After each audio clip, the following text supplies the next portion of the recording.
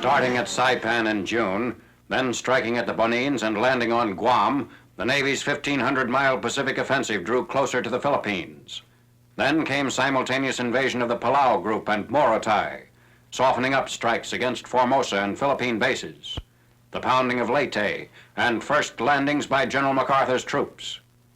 Guarding Leyte against possible Jap naval action was the U.S. 7th Fleet under Vice Admiral Thomas C. Kincaid. The larger 3rd Fleet of Admiral William F. Halsey, Jr. was standing off eastern Luzon as protection against enemy action from the north. The only ship passages through the Philippines are Surigao Strait running between Leyte and Mindanao and San Bernardino Strait between Samar and Luzon. On 23rd October, carrier searches discovered 2 strong enemy naval forces moving eastward toward these passages. In spite of damage inflicted by our carrier aircraft, the enemy gained contact with units of the 7th Fleet. Admiral Kincaid had divided his fleet to cover both straits. On the morning of the 24th, the enemy force which sortied through San Bernardino Strait was engaged off Samar Island. A task group detached from the 3rd Fleet, including heavy ships and carriers, aided in the destruction and routing of the enemy force. The southern enemy units which attempted to pass through Surigao Strait were met by Rear Admiral Jesse B. Ollendorf's force of battleships, cruisers, and destroyers.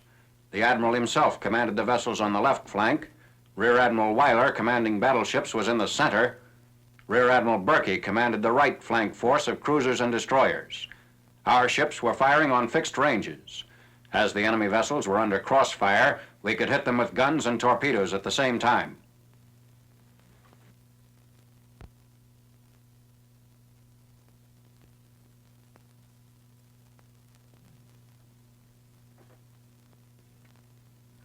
Our forces pursued the retreating enemy through both the Surigao and San Bernardino Straits.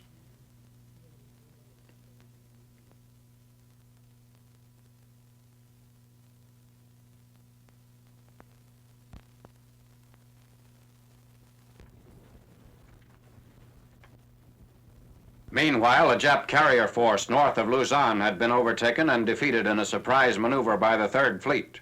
In his October 29th communique, Admiral Chester W. Nimitz reported that at least 58 enemy vessels were sunk or damaged in the Second Battle of the Philippine Sea. These Navy films cover an early phase of the 6-day battle wherein one of our fleets east of the Philippines was under heavy attack by land-based planes.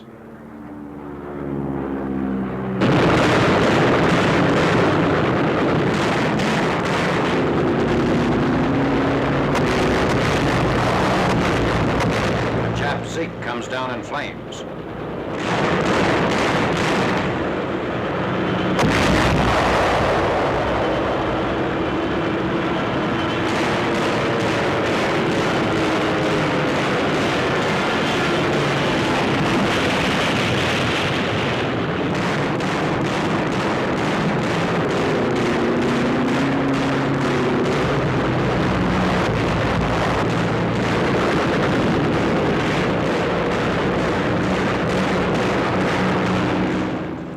In this attack that the USS Princeton was hit by a bomb. The ship was so badly damaged by a subsequent explosion in her magazine that she had to be sunk.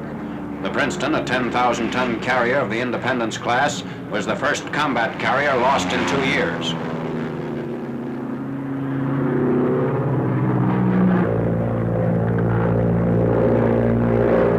Otherwise, most of the American carriers escaped damage.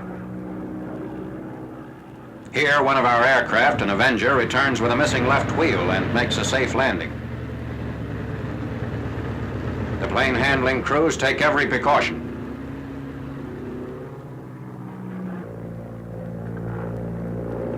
Another pilot brings down a damaged Hell Diver, which is minus its tail hook.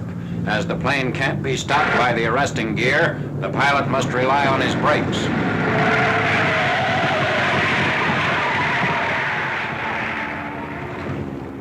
This ship is trailing smoke as the pilot covers the last yards to the carrier.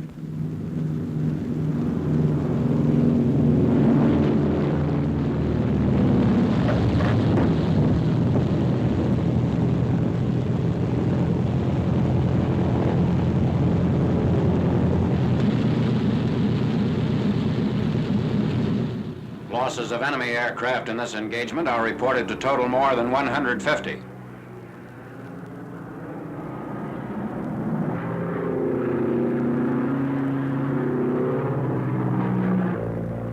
The Navy's top-ranking ace is Commander David McCamel, here seen returning to his carrier.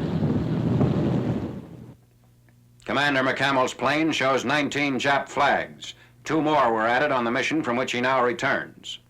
He has since been credited with 11 more kills, bringing his total to 32. In paying tribute to the fleet's airmen, Admiral Nimitz said in his communique, "Much of the credit for the destruction inflicted on the Japanese fleet goes to the naval airmen who gallantly and relentlessly pressed their attacks home with telling effect.